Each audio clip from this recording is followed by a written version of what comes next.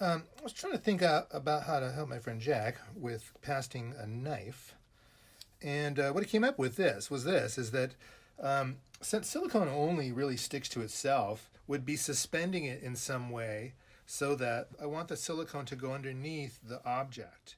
I don't want it to be so hard to get out that I'm going to break the delicate nature of, say, like a handle or a knife.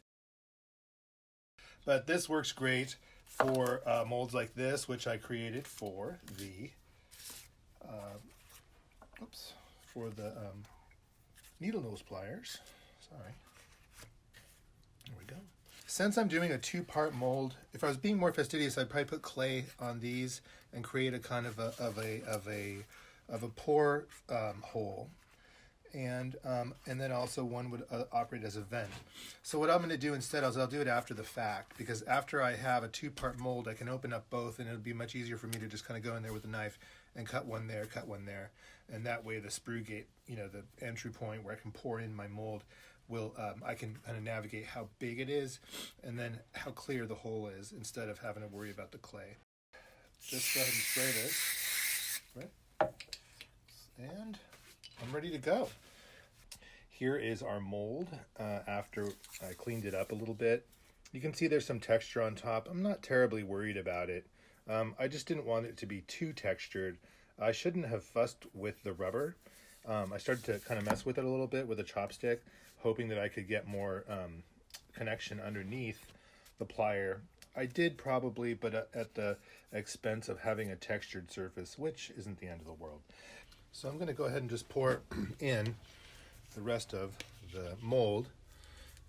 You can see I cut a couple more keys in there just for good measure. I just wanted to make sure that I had some registration.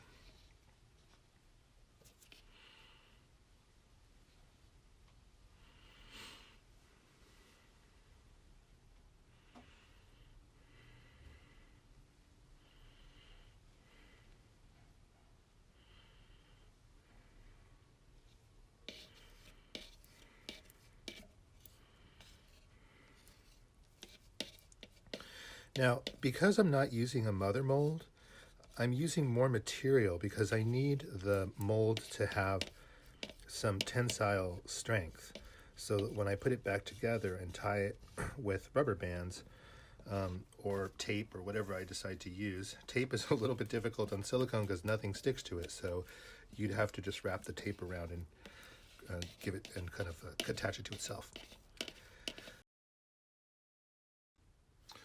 So I was kind of freaking out because I thought, oh no, the parting agent didn't work, and it may well not have in some cases. It's a pretty old parting agent. But what I realized is that when I'd gone around, I may have cut a trough around the edge of the handle. So what I'm trying to do is, as carefully as possible, let the mold come apart.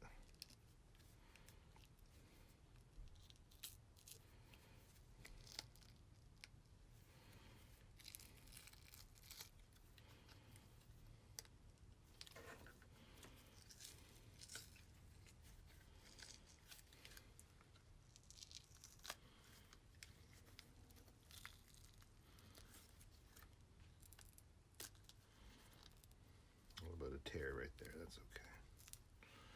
And you know what? I'm just gonna go ahead and leave that right there. It might have been a happy accident, but that's kind of a cool hinge. I didn't think of doing that, but I like that. Now, like I was telling you before, what I want to do is I can create some pore access points here.